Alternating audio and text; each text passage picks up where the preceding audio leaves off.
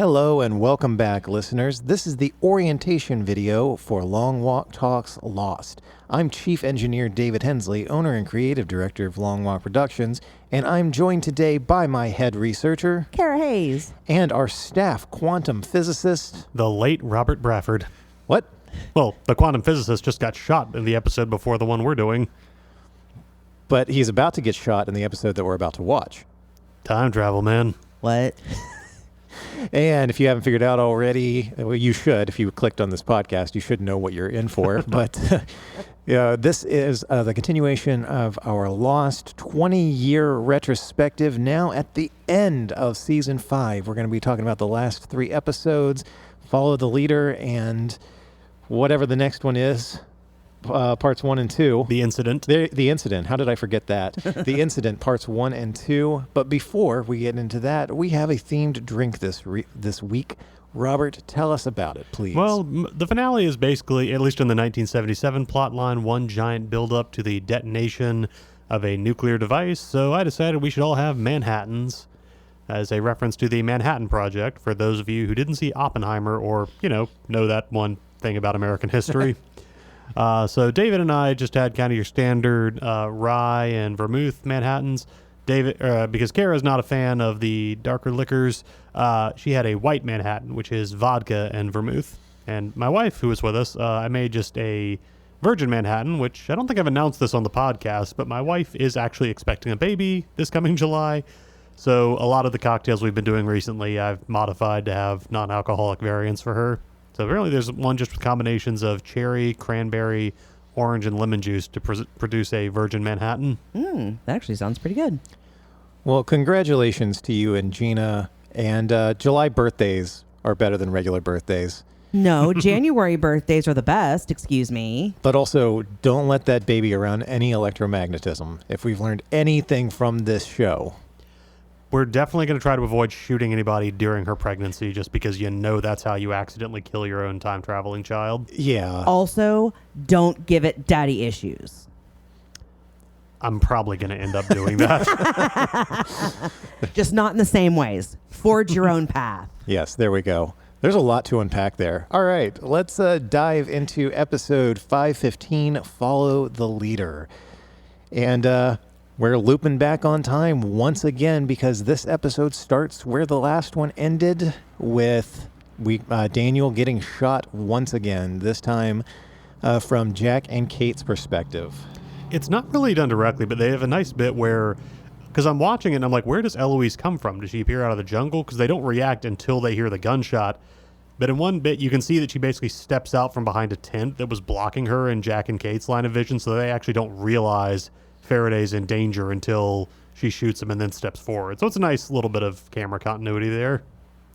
But the actual thing happens because Kate and Jack are debating about Faraday's plan, and Jack starts to get kind of hyped up on it with, what if this is it, Kate? What if this is why we came back? What if... And then bang. So just the question of, is it really smart to trust Faraday given that his plan led him to a bullet in the back is one that's going to kind of hang over this whole episode. What's the worst that could happen?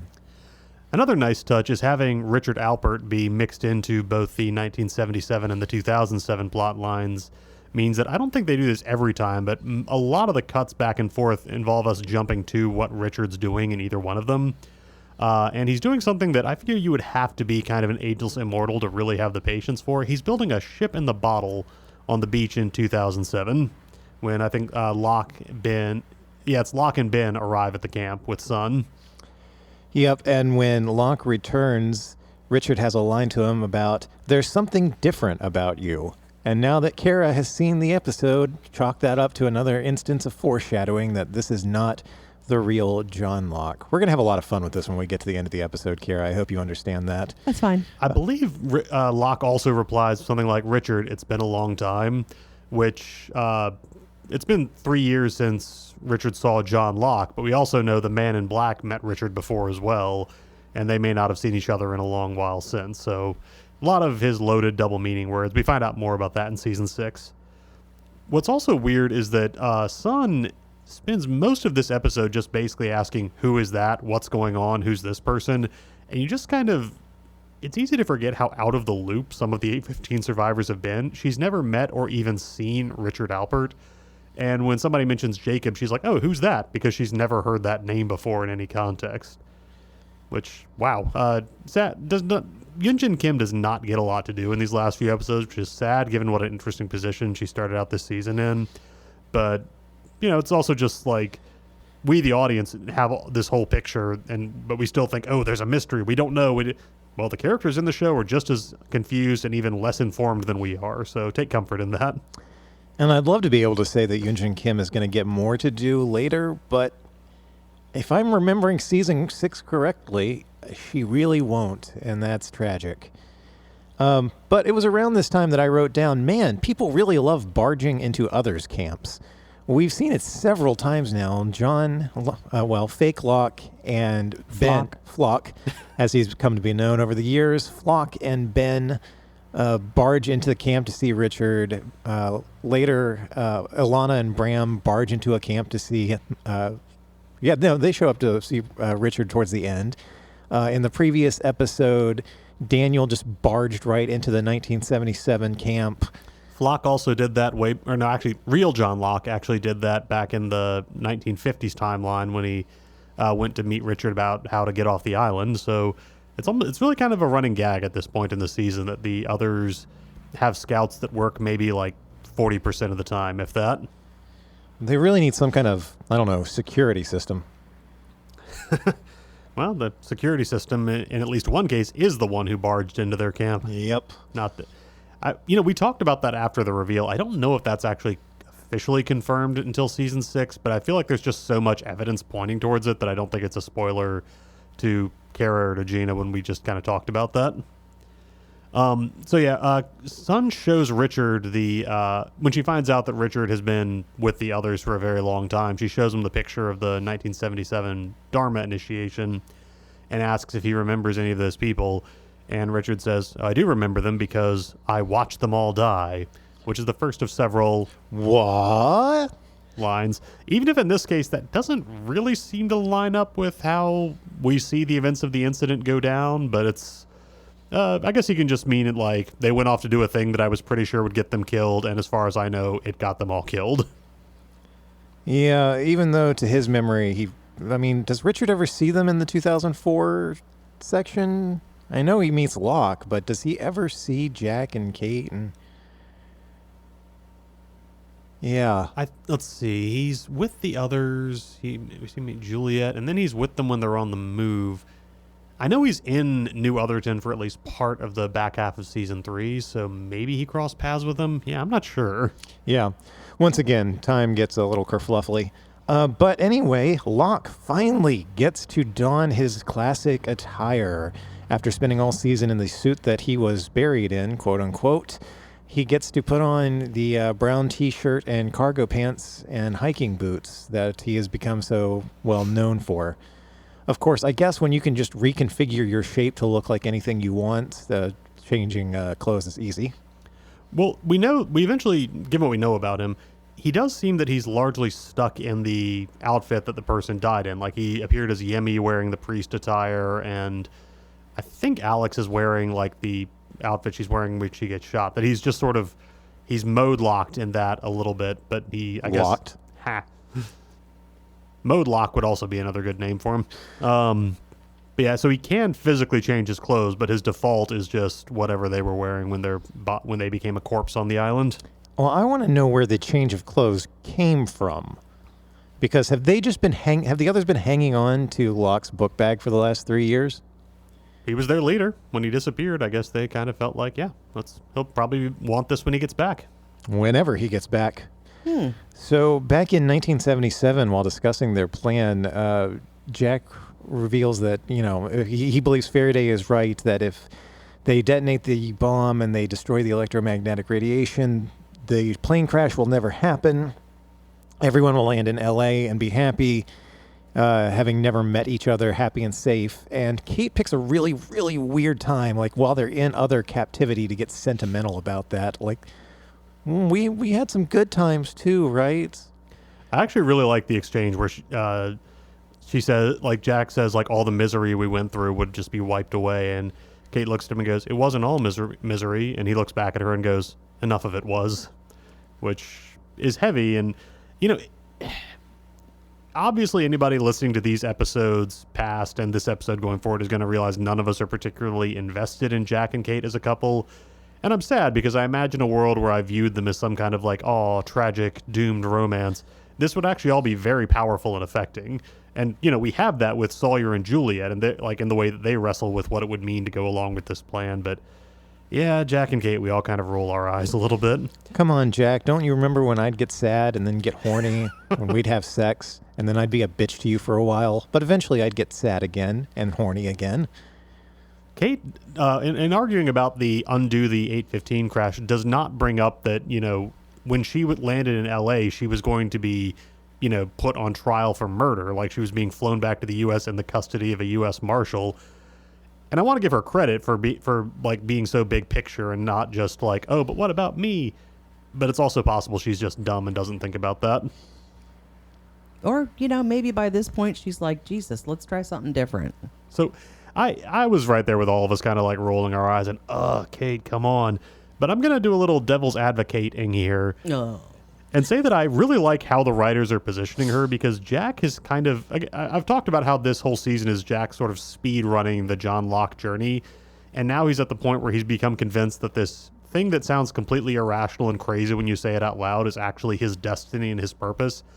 And Kate is playing the role that Jack would have played to Locke back in season 2 of being like, what are you talking about? Why are you so sure this will work? Have you considered what will happen if this doesn't work?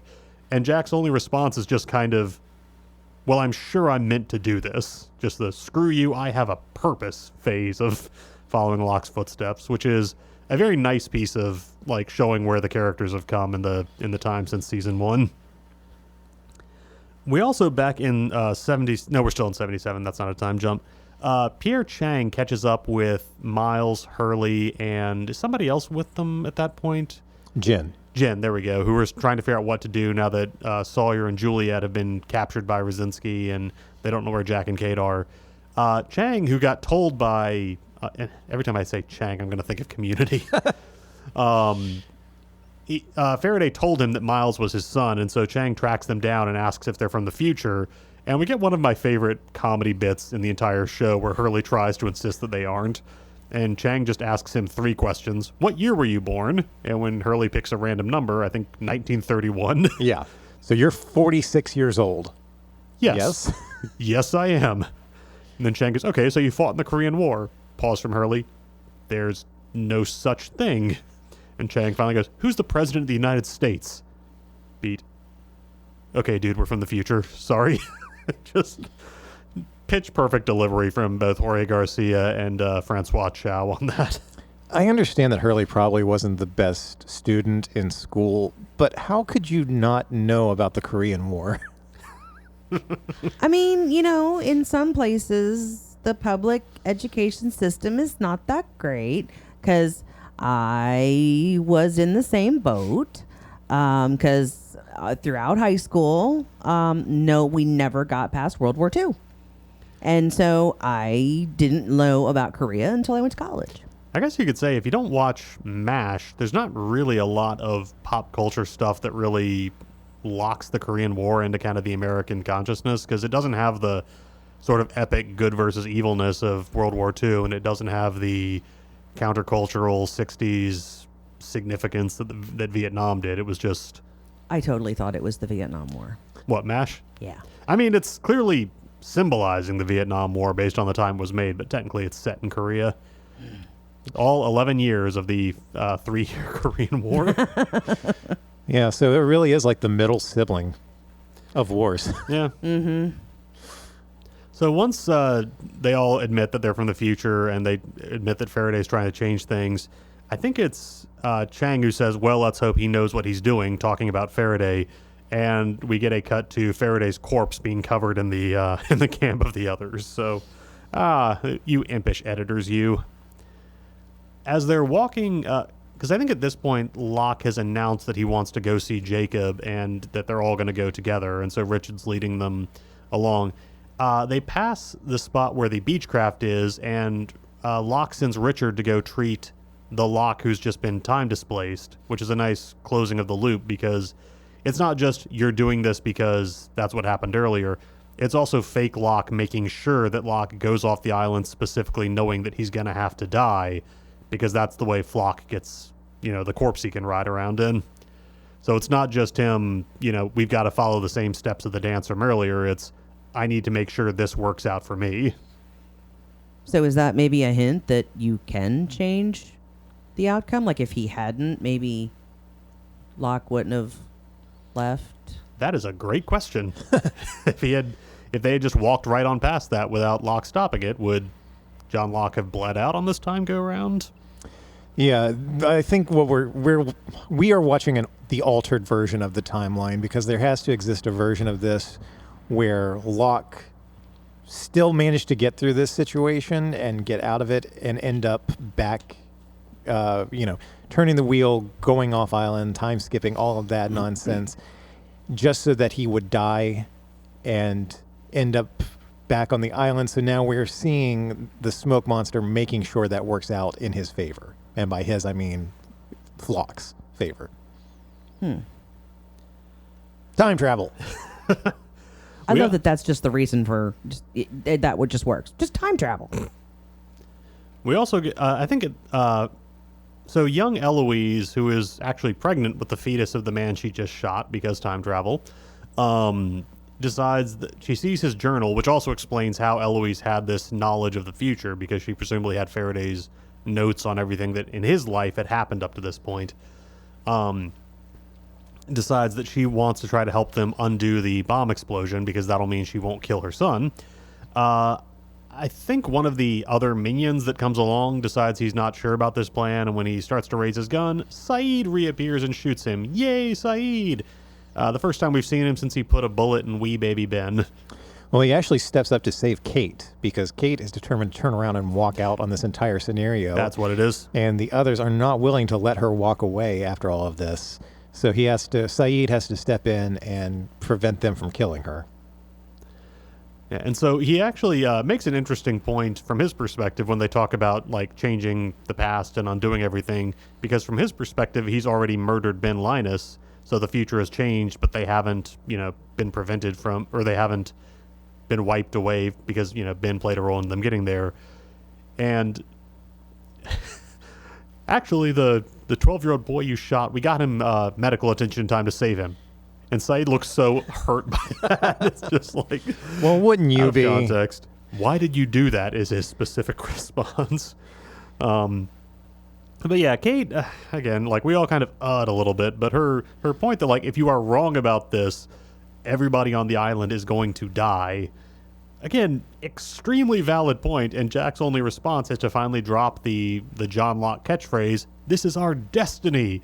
And Matthew Fox gives a little beat after saying that, which makes it clear, yeah, he heard it too. He knows. Oh, man. They have to swim underwater to a secret entrance to the temple, which I think is our first actual view of this spot that's going to play a role in season 6. Because the others can't just dig a hole and cover it in concrete. They've got to actually build this ancient looking stone temple around the Jughead bomb. Yeah, another note I just made that, Yoonjin Kim continues to just wander around and say, who is that? What's going on? Yeah, it's unfortunate, but really, Sun is just a tag-along for this whole time travel shenanigans, body swapping nonsense. However, we do finally get a Sawyer nickname watch. He calls random Dharma guy, that's just what I dubbed him, I didn't bother looking up this guy's name, Nemo, because the Sawyer and Juliet subplot for the episode, literally a subplot. Yeah, exactly. Is they're gonna give up what they know about the bomb plot and everything in exchange for getting put on the sub to be taken off the island, because they're just gonna take their chances in 1970s Ann Arbor in America, and they get their wish. After Sawyer's had the ever-loving shit beat out of him, they are finally unchained, taken to the dock, and put on the sub. And what actually gets him to start talking is that Phil hits Juliet, which kind of cements Phil's turn all the way over to the kind of the crazy side of the spectrum. What's funny is that, like, they know so much more than they probably tell, but there are just so many questions that clearly the Dharma wouldn't think to ask them. Like, there's no way they'd be like, all right, what timeline is that one mechanic guy from? Like, their questions are probably just like, okay, where are the others? You know, what bomb are they talking about, and what's all that? Like, they have no idea about the time travel or anything else that's happened for the last 4 years. So everything they want to know is probably much shorter than everything Sawyer and Juliet actually know. So it is nice, though, because Sawyer is, you know, one of the 815 survivors who's just been on the island this whole time. He's, apart from his time out on the raft, he has not gotten off the island, not even to the freighter. So it's just a nice piece of kind of a running thing that Josh Holloway plays as they walk him to the dock and he gets on the sub and he takes one long look back, that he's finally getting off of this place and he's ready to be done. That he was the guy who convinced Juliet to stay and build a life, but now that that's gone, he's ready to just be out of it too. And so back, meanwhile, I think at this point it turns out that Faraday, whatever else he did or didn't know about the future, was smart enough to include notes about how to extract the core from a nuclear bomb, which is a helpful thing to know, because I think they've played pretty fast and loose with what Saeed's training in communications lets him do, but his idea that, like, yes, I was a military communications officer, of course I can get the casing of this bomb open and extract whatever without it going off.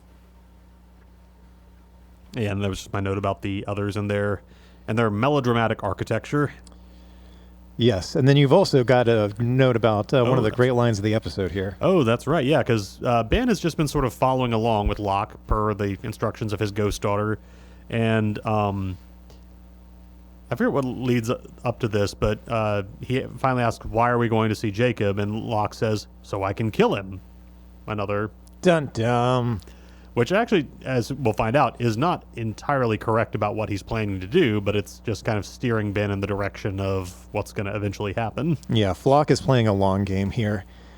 But it wouldn't be an episode of Lost if Kate didn't show up to ruin a beautiful moment, because Sawyer and Juliet are on the sub. It's about to leave and take them back to the U.S., and they get to reaffirm their love and their devotion to each other. They will be together now until death do them part. And oh shit, what is Kate fucking doing coming down those goddamn stairs? God damn it, Kate. I think she tries to imply that she deliberately let herself get caught so she could get taken to where Sawyer and Juliet were. I'm not sure I totally buy that. All right, so that is the end of episode 15, and we are moving on into 516 and 517, The Incident, parts 1 and 2, the season 5 finale. We've been doing this for like a year and a half, guys. This is weird that we're getting to the end, isn't it? Cara, did you have thought about that? Time is weird, because I was trying to think, wait, it couldn't have been a year and a half, because we just did Cyrano last year, and that's when I realized, nope. Yeah, no, we started in September of 2024, and we're in January of 2026. Oh my god. Uh-huh. I hate it. Time. Not even time travel, just time. Right. So, with the beginning of episode 516, The Incident Part 1, we finally, after all the time that we've spent talking about him, get to meet Jacob. I remembered what Jacob looked like. Yeah. Well, it's because he's played by character actor Mark Pellegrino, who I think I'll always remember was like the slimy stepfather from the first two, or the ex-husband from the first 2 seasons of Dexter. But he showed up on just a lot of like genre TV, and he played Lucifer in Supernatural, so it's fun that he's playing kind of the more godlike figure here. He's kind of been on all sides of the divine good-evil conflict. Yeah, and if you're a fan of David Lynch, he is an extremely inept hitman at the beginning of Mulholland Drive. And of course, his scene partner is Titus Welliver, who at the time was just, again, another kind of working character actor. He'd been on Deadwood. He was in Gone Baby Gone. He'd had a lot of kind of just like blue-collar working guy performances. Since then, he has played the title role in Bosch on Amazon, which I think is like one of their more like successful original series. But just great actor. He's got this like kind of deep, raspy voice.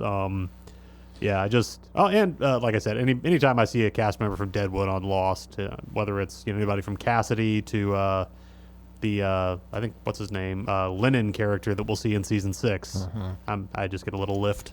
Yeah, in the same year that the last season aired, Titus Welliver was also the main bad guy in The Town. Yeah. Well, okay, he was co-bad guy he's one to of the John FBI Hamm. agents. Okay, yeah, there we go. I was like, in as much as you can call, the FBI agent in charge of catching a bunch of criminals the bad guy. I was like, isn't our protagonist the bad guy? But that's a separate conversation. Technically, yes. Villain protagonist, But yeah, so we see them just hanging out on the beach.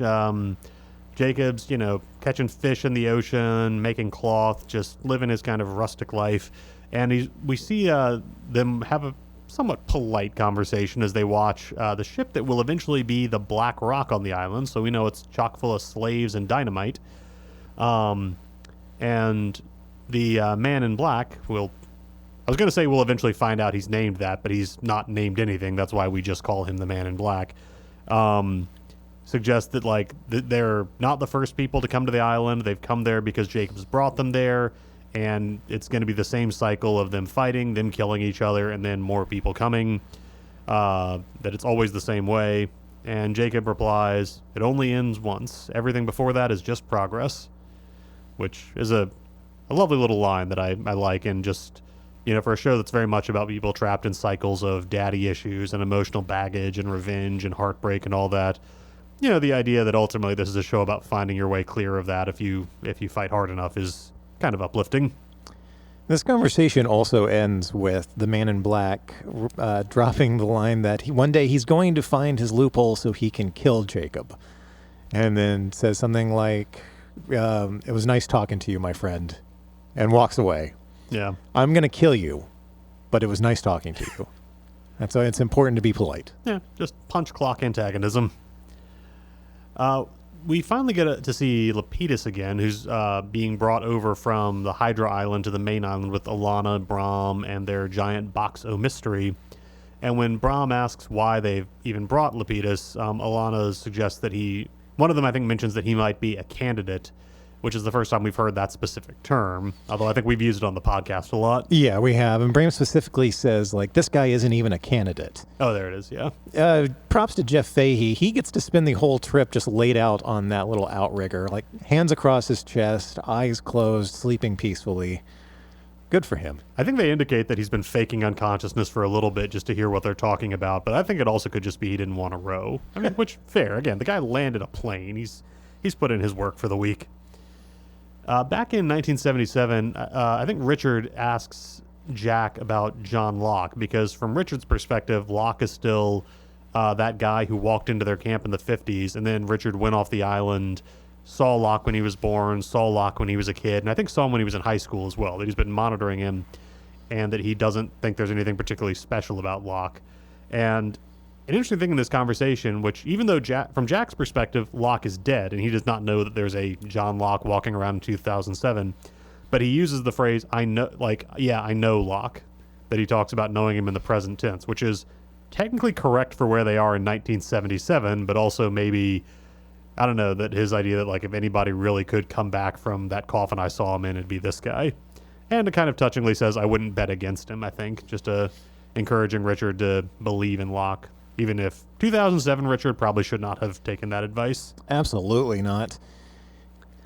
So we get our first of a series of flashbacks. This is more of a Jacob episode than anyone else, because we see how he interacted with all of these characters leading up to and after getting off of the island. The first one is we see Kate as a child along with her old friend. What was that kid's name? The one she eventually gets killed?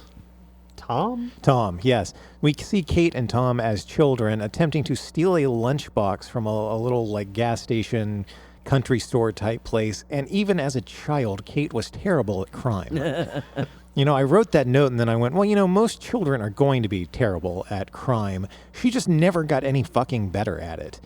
But it's good for her that Jacob was there, because he talks the store owner into letting him pay for the little lunchbox that, well, I think, Robert, you remembered that is eventually what they put the toy plane in and bury and dig up later. Yeah, back in the season 1 flashback, before they go to the hospital where Tom gets killed, they dig up the time capsule they buried. Just a general note that this season has been very, very good with all the younger versions of established characters they've had to cast. They've just been nailing them. This little actress who plays Kate doesn't get a lot to do, but she really does kind of nail Evangeline Lilly's sort of resting pout face. It's just actually, I don't know if that's like why they cast her or if she just figured out how to do that, but it's a cute little, it's like, oh yeah, that's totally who she's going to grow up to be.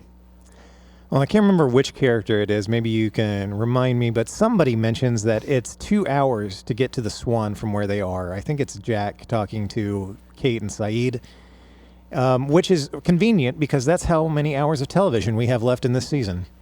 In his next flashback, we see that Jacob went to Sawyer's parents' funeral.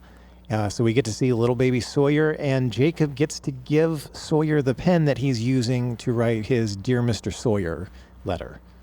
And we also see Sawyer's uncle trying to talk him out of a life of revenge and telling him what's done is done, which is going to be very important later.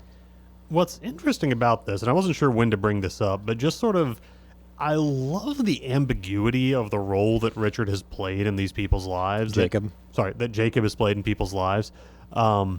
Because it'd be the laziest way to write it would just to have him be like a guy who shows up and does good things, that, he like helps them out, he picks them up, he cheers them up, or he, steers them away from bad stuff. But he doesn't. Like, he shows kindness in almost all of the scenes, but, what he's giving them in a moment, like, maybe getting young Kate out of trouble isn't such a good thing, given that she's going to spend her life getting into worse trouble. Giving, little Jim Ford this pen that he's going to use to express his anger is also going to lock him into a cycle of just bitterness and revenge that's going to consume most of his life. And just the idea that he's setting people on paths that will bring them to where they are, but will do so by means of a great deal of pain and suffering. Even in the case of, when he meets Sawyer, the worst thing in in young James's life, the worst thing in his life has already happened. Well, you could argue that the worst thing in Sawyer's life is when he killed a man in cold blood that turned out to be the wrong person. Oh, I thought it was when he met Kate. Yeah. Well, Robert, that is very well said, and never more tragic than in his next scene, in which Jacob is there to prevent Saeed from being in the middle of the road like Nadia was when she got hit by a fucking car. So Saeed does not get to die alongside the love of his life. However, he does get to be there and watch it fucking happen. The other, and this is kind of a crueler possibility, is, trained soldier Saeed might have actually had the situational awareness to see a car speeding towards them and maybe would have pulled Nadia out of the way. But that's Saeed, who's got that life with this woman he's loved, is one who doesn't get involved with Ben and who never has any reason to come back to the island. So, again, we don't know what would have happened if Jacob hadn't distracted Saeed, but there's also, that's maybe another case where you're like, maybe he actually inadvertently caused this terrible thing to happen for Saeed because it got him where he would need to go. But yeah, just it'll get brought up at the end of this, but I think the idea of Jacob using a loom and, weaving a tapestry is a very clear metaphor for how he approaches things, that it's a bunch of individual pieces that have to be guided and shaped together in a particular way. And the tapestry of the show and the characters that we've been watching is not about just making sure that they don't go through hard times or they don't suffer. It's just that they get where they need to be and they are the people they have to be when they get there. And I don't want to make this a whole theological podcast, but the arguments that the Man in Black will make against Jacob and convincing Ben to, as we find out, his goal is to get Ben to kill Jacob when they reach him, are very old and very constant arguments about if there is some higher power, some greater presence that guides us and shapes our lives, can we call that good, given that the shape of our lives takes all of us through some degree of suffering and unhappiness and misery? So, yeah, a a lazier, simpler show would have just said the man in black is bad and Jacob is good, and they're just the biggest bad and the biggest good on the island. And they're really not. You can't call either of them clearly that. And it's, just, I think a credit to the show that they're willing to let the audience just decide where they want to be in all of that. Even if, ultimately, the man in black is going to be a bad guy who needs to get stopped. How sympathetic of a villain you find him is something that I think the show gives you a pretty wide latitude on. Back on the island, so Eloise is determined to go with Jack and Kate to detonate the bomb, but Richard, in his role as Jacob's representative who can veto the leader of the other's decisions, exercises his veto in a more direct way than usual by literally smacking Eloise in the back of the head with a gun butt, which, that's one way to do it. Some people use a stamp. He just hits somebody in the head and drags them away when they're making a bad decision. Well, traumatic head injuries on this show aren't as traumatic as they would be in real life. So, chalk that up to island magic, I guess. So Jack and Saeed, they climb back up. They come up in New Otherton, and they try to just walk out casually because they're in the midst of an evacuation happening. But Roger Linus recognizes Saeed as the guy who shot his kid, and despite Saeed trying to explain, hold on, I'm carrying a nuclear device, you don't want to shoot that gun, Roger shoots the gun, and Saeed takes a bullet in the gut. Gunfight breaks out, Jack is pinned down, but the strongest force for good on the island arrives. It's Hurley driving a van. And he and Jin and Miles provide cover to get Jack and Saeed out of there. I thought that somehow this note had gotten transposed to earlier in the notes, but no, this is the first of 2 times that Hurley and his van will show up to save the day in this finale. We also, I think a lot of this we were just watching it. This is one of those episodes where I can tell, we did not take a lot of, this is happening notes. Yeah, very, very short and direct notes. Yeah, so Sawyer, Kate, and Juliet escape the sub. Another reminder that Juliet's awesome. She just kind of quietly listens while Kate makes her pitch to Sawyer, and Sawyer turns her down and makes it clear he doesn't want to go back no matter what Jack's doing. And we find out that Juliet has changed her mind and decided to go along with it when she just effortlessly knocks out the guy bringing them their sedative, gets the keys to their handcuffs, and sets them all free because Juliet just rocks. They eventually, they get a raft, go back to the beach, and then I just wrote yay and then character names in all caps for my first 3 notes because yay Vincent, yay Rose, and yay Bernard. It's funny because prior to watching these 3 episodes, Cara had asked us, wait, what happened to Vincent? Because we haven't seen him since the Flaming Arrow incident when they are having the time skippies earlier in the season. So yeah, Vincent comes bounding out of the woods and we all cheered. Like you should. Exactly. And we find out that Rose and Bernard have basically just set up a little cabin of their own somewhere out in the jungle, and they have just been living a life by themselves with Vincent for 3 years. And they are just A-okay keeping it that way. When I forget exactly what Rose's line is, but when Kate tries to rope her into the let's stop Jack plan, she's just here it is.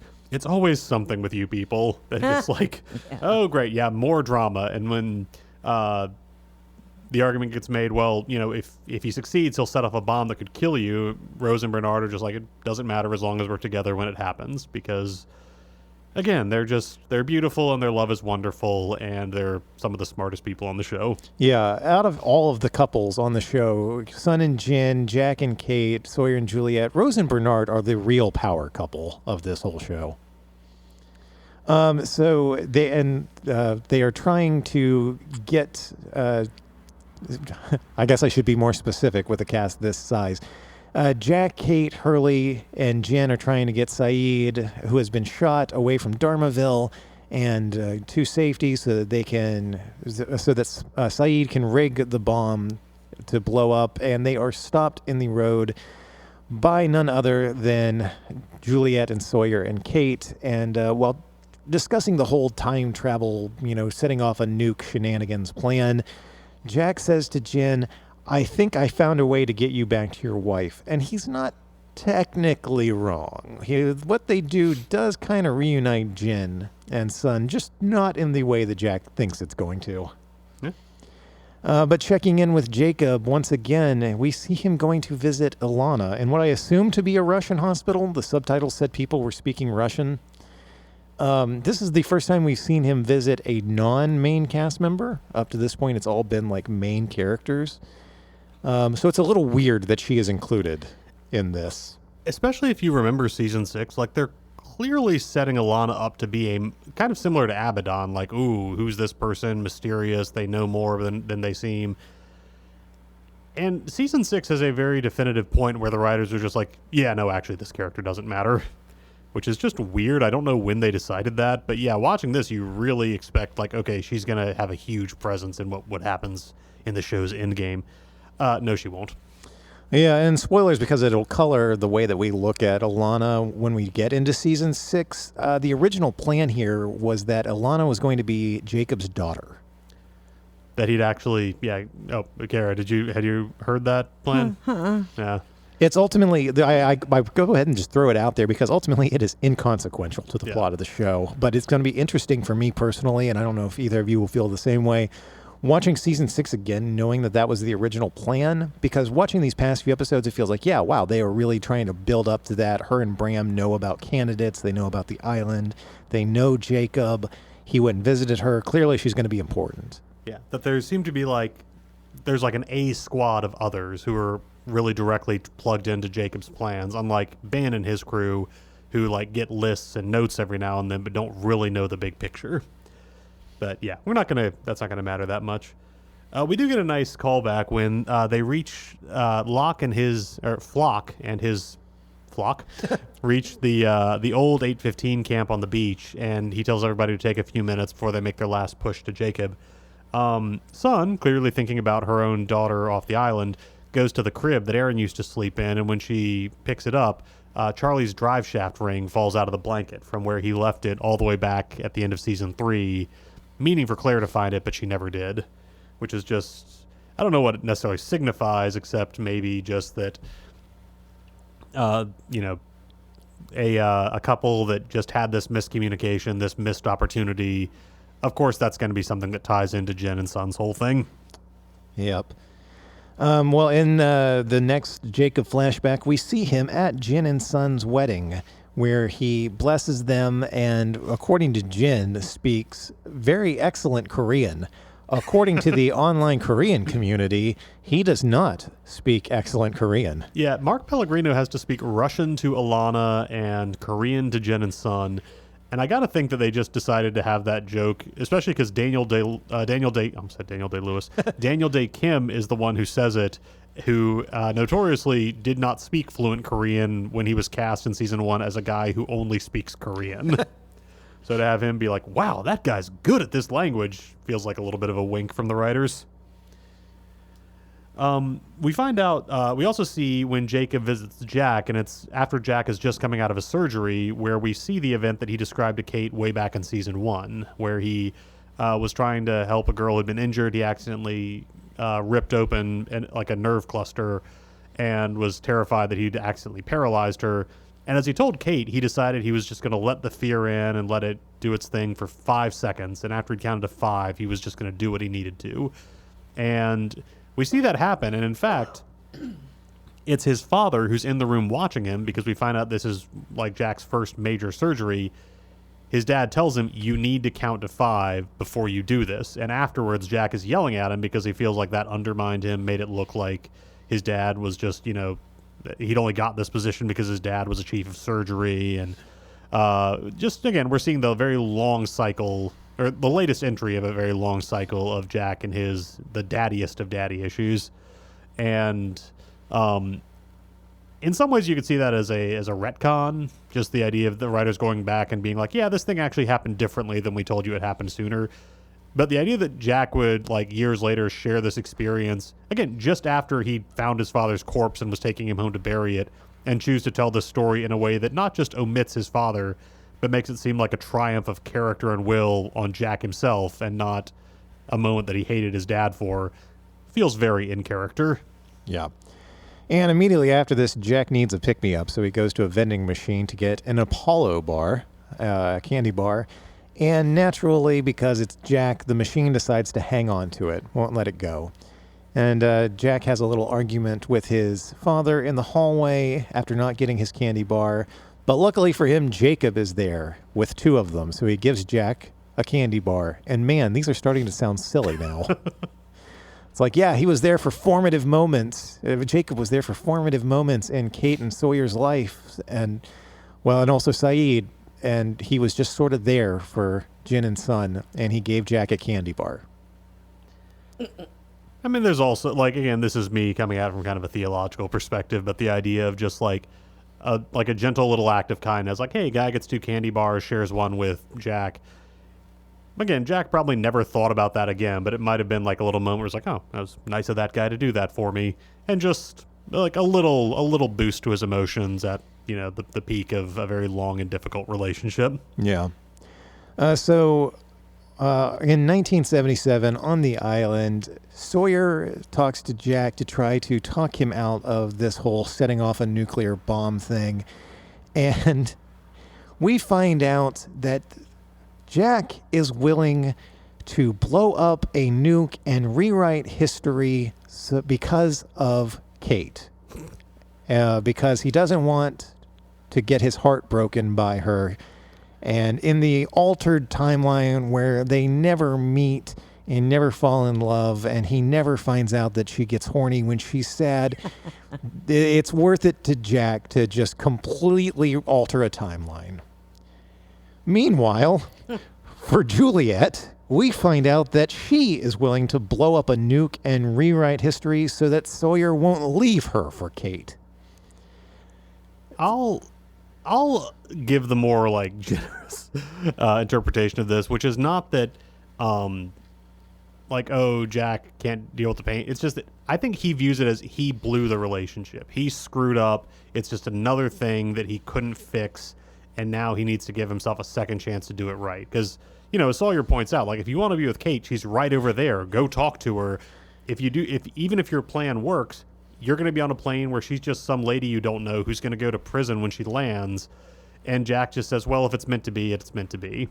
Which just that he'd rather live in a world where he didn't screw it up than a world where he had it and lost it. And because, again, his pathological need to fix things, to be right, is still, like, as much as he likes to think he's gone to a different place from that, nope, it's still there. And we finally get, like, the fist fight between Jack and Sawyer, which seemed like so much of season 1 was building to, but we never really got. And it's interesting that when it happens here, it's actually Sawyer is being kind of the more level-headed, reasonable one, and Jack is the one, like, the loose cannon who needs to be talked out of something. I didn't really make a note about it, but another great moment for Josh Holloway is when he tells Jack, in a very similar tone of voice to when he told Jack about meeting his father in a bar, about the fact that his, mom was killed by his dad, who then killed himself, and it happened a year before when they're having this conversation, and that he could have just gotten on a sub, gone there, and stopped it all from happening, but he didn't, because what's done is done. And just, it's not an overplayed dialogue. He doesn't get super melodramatic about it, but just the Sawyer who, like, could not talk about that in season 1 or 2 without just rage and bitterness just taking him over completely, just to be able to find that peace with himself. Just, I love noting these points in the character's journey of just where they've come from and just who they've made it into being. Yeah, because from his perspective, the man who told him what's done is done was his uncle, so that would have also been the year before this conversation with Jack. Yeah. So he met Jacob 1 year before they're having this conversation. Time travel. So we get another flashback to Juliet as a child, being told that her parents are getting a divorce. And if you've been following the flashback structure up until this point, you think that Jacob is going to show up to be there for her in some way to help her out or set her on a path. But interestingly, this is the only flashback to a character in these 2 episodes where Jacob does not appear. I wonder if that's going to be important later. In his next visit, Jacob goes to see Hurley right after he gets released from police custody after he claimed to have killed 3 people and very clearly did not. The police basically kick him out. No, you can't stay in jail. So he hails a cab and gets in, and Jacob is back in the back seat with a guitar case. And they have a very direct conversation, which, as Robert here points out next... Well, it's the longest conversation we see Jacob have with any of the people in these flashbacks. And it's also, it's very direct. Everything else is just a situation where, Kate probably does not remember that one guy who got her out of trouble for shoplifting when she was a kid. Jack almost certainly doesn't remember the guy who gave him a candy bar. And here, this guy pretty much Hurley's going to remember a cab ride with a guy who was acting kind of weird, but being direct about, there's a plane leaving tomorrow. You can go back to the island. And when Hurley talks about feeling crazy because he can see visions of people who have died, Jacob asks him to think about it. Well, maybe you're blessed because you can still see people that are otherwise gone. And just he tells Hurley to take something that he's afraid of and that he doesn't like about himself and see it as maybe a gift. So, just the idea that Jacob is the most forthright with Hurley is definitely, it feels like a foreshadowing of how season 6 is going to end up. And that Hurley is going to... if Jacob shows up in person to any of these people, Hurley is the only one who would likely be like, oh, wait, you were that guy. Whereas everybody else would probably just be like, huh? A candy bar? When? You bought me a lunchbox? Yeah, and he gets the guitar case that he's been carrying around this whole time. So I just noted, it's interesting that after we started the season with Jack basically being led around by Ben and Eloise, just essentially just going from place to place, finding someone who would tell him what he needed to do and where he was supposed to go. It's interesting that he does kind of rally that leadership ability from season 1, just convincing other people to go along with this plan. And while they all do it for their own reasons, wanting to get back to Son, wanting to erase this or that mistake from the romantic past, to see Jack actually figuring out what people want and convincing them to go along, to get it by going along with him, does feel like it's kind of rallied him back to the guy he used to be. It's just by the end of this season, that's going to have kind of a tragic outcome because believing really hard in something and working diligently to get it does not mean it's the right thing to do or that it's going to work the way you expect. On an almost equally important note to point out, in the 2007 timeline, as they're going to find where Jacob lives, one of Richard's 2007 others apparently has access to hair dye and hair products because he's frosted his tips. Did either of you notice this guy?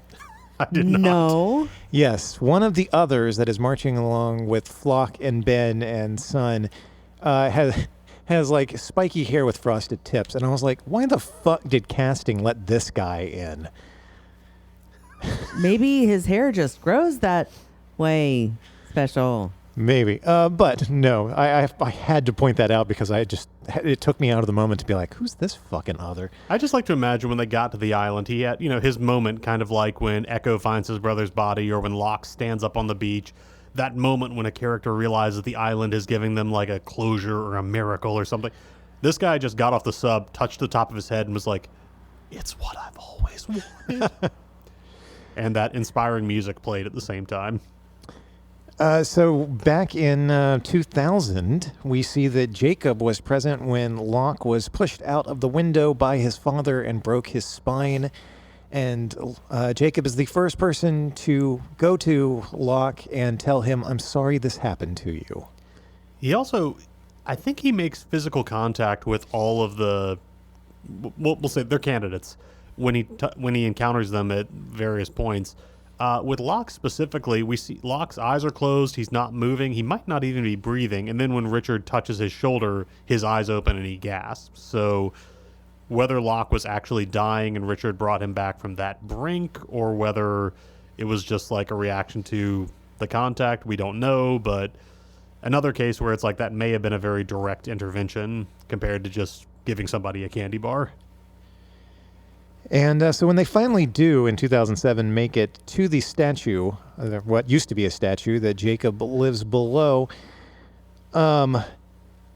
Richard takes Ben and Locke up to it, and I wrote down that he is the master of finding places on walls.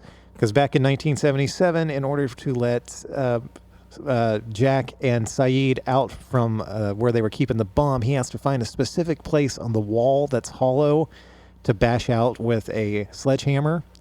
And in 2007, there's a very specific point on the exterior of the statue that he has to press on to open it up to allow Flock and Ben inside. What a weirdly specific thing for Richard to be really good at. It's something you just learn when you've been on the island as long as he has. Lost my place in the notes. Scrolling. So yeah, Locke has at this point told Ben that he wants Ben to kill Jacob. And when Ben asks why he would want to do that, Flock brings up, well, you served this island for 30 years, but you still got a tumor in your spine, and your daughter died in front of you, and you did all this for a man you never met, so why wouldn't you want to kill Jacob? And so when he announces that he's going to take Ben in with him to see Jacob, Richard tries to say that he can't do that because only the leader can meet Jacob, and there's only one leader at a time. And Flock just comes back with, I'm beginning to think you're just making these rules up as you go along, Richard. Which is a great line, but also to the people who were convinced watching this that the writers were also just making it up as they go along. Yeah, maybe I can imagine if people sort of threw up their hands in frustration, like, oh, don't get cute with me, show. Well, we get our last Sawyer nickname watch of the season back in 1977. He refers to Miles as Enos, which was a Dukes of Hazzard reference, right? I remember that correctly? Yes. the bumbling deputy. Yes, that's right. And in one of the best line deliveries of this show, and one of Miles's best lines being the local smartass next to Sawyer, after Jack goes off to blow up the bomb, they're just going to go to the site of the future Swan Station, and it's a big dramatic moment. And Miles is talking to everybody else gathered around, which is Sawyer, Juliet, Jen, Hurley, and Kate, about has it ever occurred to any of you guys that maybe the incident that's going to happen is caused by Jack setting off this bomb? And everyone just sort of looks around at each other. And after a moment, Miles goes, I'm glad to see you all thought this through. And then I brought it up last time, the code phrase to figure out who is an other and who's in charge of the others is what lies in the shadow of the statue. We saw Bram ask Miles in his flashback. We saw Ilana ask Lapidus in a previous episode. And now when Ilana and Bram and their group arrives with the large mysterious crate that they have in tow, she asks Richard, and he responds to her in Latin. Untranslated Latin. She also calls him Ricardus. Apparently, having never met him, she's like, which one of you is Ricardus? So he's known by many names. Yes, and he says it's just Richard. But I had originally put it's something in Latin, because the show doesn't fucking tell you. But I looked it up, and the answer is he who will save or / protect us all. I've always loved that as sort of an added touch, that the show has had many characters who are telling their scenes in other languages, like Jin and Sun's flashbacks in Korean, people talking in Spanish or in Russian, even in this episode. And it's always subtitled, except when the others are speaking Latin to each other. That's the one thing that the show doesn't tell us, which is a nice way of kind of emphasizing the different nature of these characters and their way of communicating. Another big scene here that we didn't really take notes for, but this has an awesome action finale where there's just this... Jack gets spotted as he's trying to sneak up there, and so there's a big gunfight with Radzinski and Phil and their guys, and then Sawyer, Juliet, and Kate all show up to cover Jack while he tries to make it to the well. The second instance of Hurley saving the day in the Dharma van, because as Jack is pinned down, you see them on the top of the hill show up, and everyone files out of the van and gets into position. Yeah, so it's a great, lot of just, great gunfire, and a lovely moment where Jack sets up to drop the bomb, hesitates for a second, and Sawyer's the one who finally tells him to just go ahead and do it. He drops it, Everybody pauses, closes their eyes, takes one, like Sawyer and Juliet take one last look at each other, and then nothing happens. And as they're all processing that, suddenly magnetism. Metal starts crumpling. Things start flying into the pit. Everything goes to hell very quickly. Yeah, we see Chang get his arm crushed under like a falling piece of equipment, which explains why he's got a prosthetic in the future. Phil gets impaled by some rebar in a pretty gnarly piece of screen violence. And then most heartbreakingly, Juliet gets chains wrapped around her, like her legs and midsection that drag her in. Kate and Sawyer catch onto her and try to pull her up.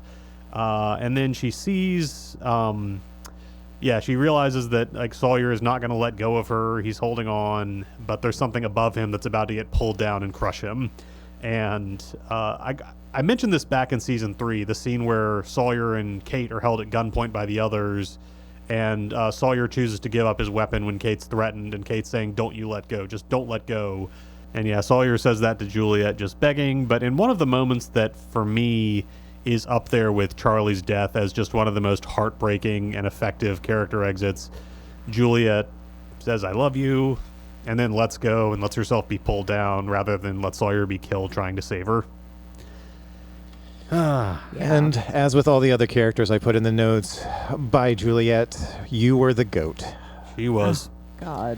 I think we have some notes from the previous episode still in the document. I was just looking. Something happened. I don't know what caused those to reappear. But anyway, I think that's pretty clear evidence that despite all the discussion back and forth, did the bomb cause the incident? No, the bomb didn't actually go off. The drill hitting that, whatever you want to call it, like that balloon of electromagnetism, is what ultimately would cause the incident.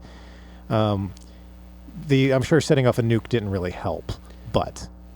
Counterpoint, it did. It always did, because closed time loop, mother effers. Oh, we're going to argue about that. But anyway... Another scene we didn't take notes on is when Flock... we mentioned the catchphrase where Alana and Richard meet up. But the reveal of what they've been carrying in the crate, as they tip it over on the beach and everybody comes around to look, we get a very familiar shot, a crane over the upturned crate to reveal what's on the other side that perfectly mimics the reveal of the body in the coffin at the end of season 4. So much so that it's the same fucking body. Yep. It is John Locke's corpse, and Cara and Gina both freaked out to realize it because John Locke is dead. He has been dead since Ben Linus murdered him in that hotel room. He didn't come back to life when the plane got to the island. Somebody else is walking around, and that person is confronting Jacob and reveals that it's the Man in Black. He's found his loophole. And which means that in the present day timeline, we haven't seen the real John Locke since the beginning of the season when he turned the frozen donkey wheel. Nope. Everything since then was a flashback. Or it hasn't actually been him. Wow. And so we finally have Ben confronts Jacob, gets to just vent at him.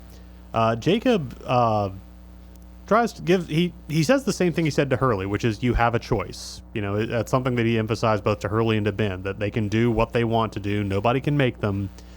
But Ben's got some issues. He's got...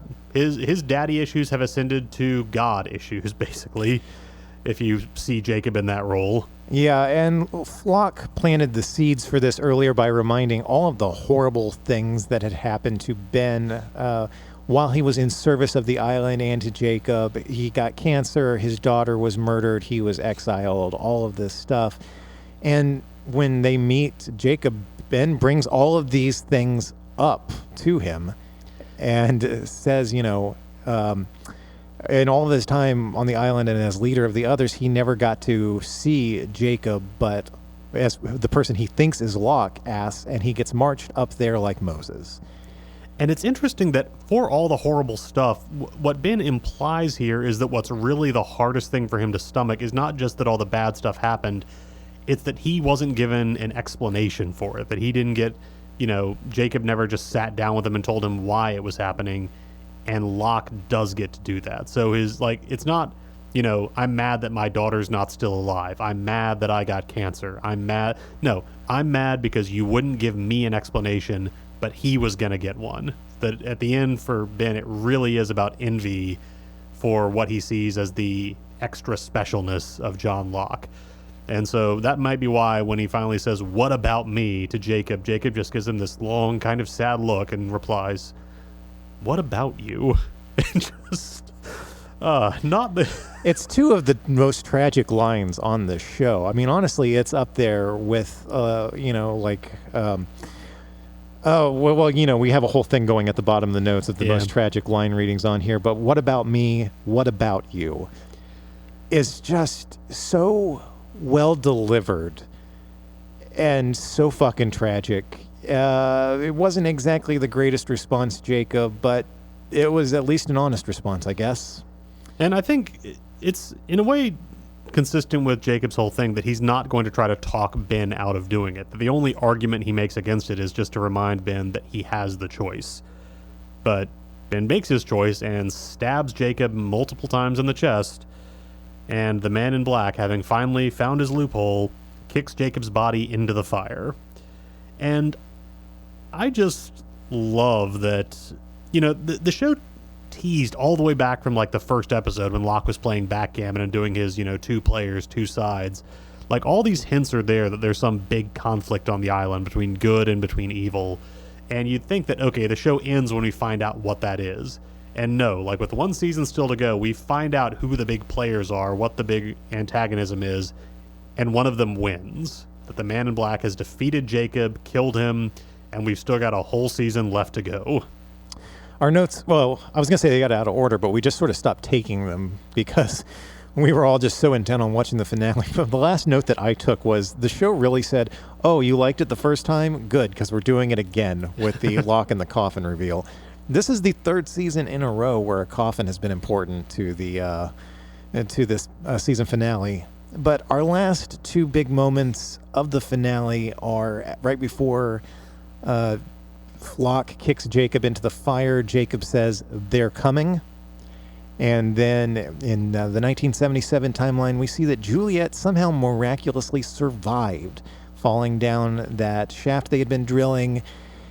Metal objects are falling all around her, and a few feet to her right is the undetonated nuclear bomb.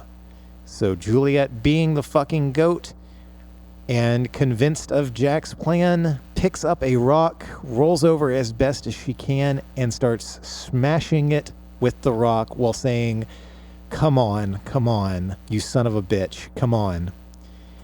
Oh, God. Her performance here is so fucking heartbreaking. Fantastic performance of, like, her body is not working. Like, she probably has, like, no internal organs left, just no feeling below the waist. Yeah, and she's just, all the strength she has is going to her arm and that rock, and she is crying and sobbing as she tries it.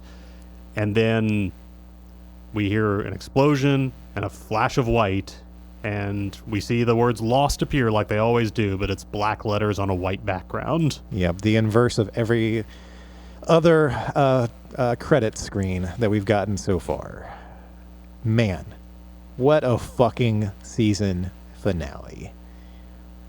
I would put this up there right beside the season 3 finale is just the show in its absolute top form. Just juggling all these timelines, all these character pieces and payoffs, these huge reveals, like some new mysteries, but so, like, you learn so much, and just crystallizing this question of, like, what it means to be caught between, you know, your fate and your free will, trapped in your cycles of vengeance and conflict, or trying to transcend them. Like, it is a heavy few hours of television, but it shoots by like lightning. You know, for all the shit that this show has gotten, and that we have given it, let's be honest, we've talked a lot about, you know, you can love something and still be critical of it.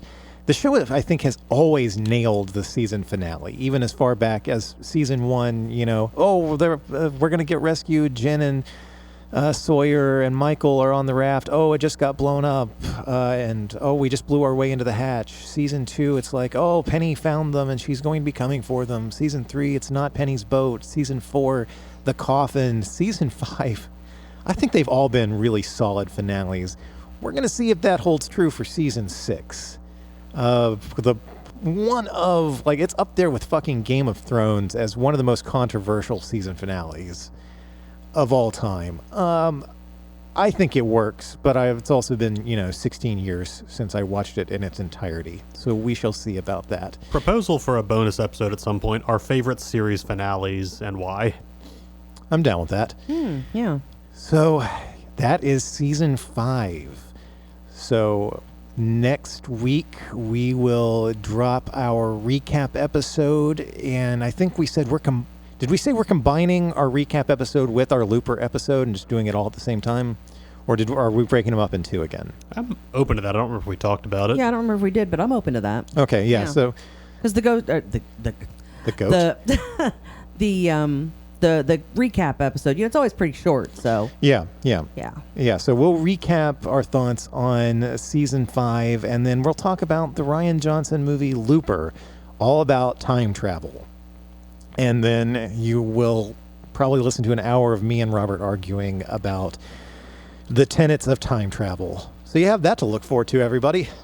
Cara, queue up between now and then some loaded questions to set me and Robert off.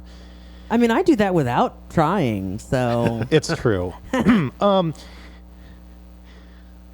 Oh, man. Wow. Our notes really did get transposed sometime. Yeah. How did that happen? It's like the notes from our last 2 recording sessions all got jammed back in at the bottom. Yeah, weird. I had said that I wrote down a couple of lines to revisit at the end of the season because in our last episode I mentioned Ben's flashback episode, Dead is Dead, might as well have been called Foreshadowing the Episode, because we get a lot of great lines when Ben in that episode is trying to convince who he thinks is Locke that he needs to be judged by the smoke monster. Flock tells him, if everything you did truly was in the best interest of the island, then I'm sure the smoke monster will understand. Of course, because he's the smoke monster. Ben tries to tell Locke, I only know how to summon it. I don't know where it is, referring to the smoke monster. And Flock says, I do. Of course, because he's taking him to his home, the smoke hole. When Ben falls down the hole, in the smoke hole, and he is confronted by the, smoke monster, when then Alex... she tells him, you will do everything John Locke says, setting him up to murder Jacob at the end of the season. And then in the finale, Richard says to Flock, thinking he's John Locke, this must be quite the out-of-body experience. And Flock says something like that. I think one of my favorite notes was that, or moments was after Ben summons the smoke monster using the... What was it? The plug hole in the bottom of his... Yeah, he flushes out the monster. He goes out to wait, expecting the monster to come out of the jungle, and nobody comes except Locke, who just comes walking out like, hey, has anybody showed up yet? Like all great twists, when you watch the show knowing it, they are just laying the clues out left and right, but it hits like a train that first time. Yeah, they do it again a few minutes later when they get to the smoke hole. Ben falls through another hole in the ground, and Locke is like, hey, I'm going to go get help or go get a rope, and runs off. Flock. Then the smoke monster appears, confronts Ben, appears as Alex, disappears, and then Locke reappears above him like, hey, I went and got some rope to help you up. Just perfect excuse for him to go away and then come back. You just imagine him running, dropping through a secret passage. Okay, Smokeify. Oh, Ben Linus, I'm your daughter. Hi, I'm John Locke again. Just doing literally the comedy sketch where it's one guy putting on 3 disguises to fool somebody. And then in the finale, it starts off with the Man in Black confronting Jacob and saying that he's going to find a loophole to kill him. And then the next episode, after the whole, when we find when we find Jacob, I'm going to kill him. Then he changes his tune and tells Ben, no, you're going to kill him. hindsight being 2020, much like if you watch the first 4 episodes knowing that Locke's in a wheelchair, they really paint it on thick. If you know that Locke is the smoke monster in the 2007 portion, they're laying it on pretty thick. It's so well done. Well, it's also just like all the moments where he just seems much colder than Locke was. At one point, just telling Richard, once we've done this, we're going to take care of the other survivors, making it clear he means we're going to kill them all. He promises son he's going to find a way to get her back to Jen. And when Ben's like, well, how are you going to do that? And Locke's just like, I just told her what she needed to hear. Like, just openly, like, seeming like much more indifferent to people than even John Locke at his, most Boone was a sacrifice the island demanded moments ever was. Yeah, showing no fear when Caesar was threatening him, and then no hesitation whatsoever after he's been murdered. Like, yeah, great fucking stuff from Terry O'Quinn. But that's going to wrap up season 5. So, Robert, your social media or a thing that you are enjoying and would recommend currently? My wife got me a PlayStation VR headset for Christmas, and I've just been having a great time with that. There's an Iron Man VR game from 2020 that kind of similar to the Spider-Man PS4 game. Just very fun at making you feel like this character, like flying as Iron Man in VR is just a great use of the technology. That video game is the sole reason I almost bought the PlayStation VR, so I'm going to have to come over to your house and play that at some point. You're welcome to. It's got some long loading times, but like it's the basic mechanics are so solid, I didn't get tired of it. Fantastic. Cara, what about you? Social media or something you're enjoying? Well, this week I did finish up the Nuclear War book by Annie Jacobson. Absolutely, holy shit.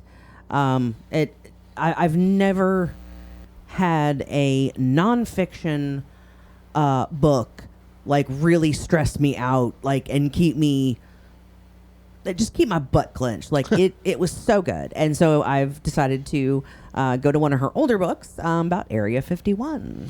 Ooh, awesome. Yeah. Love that.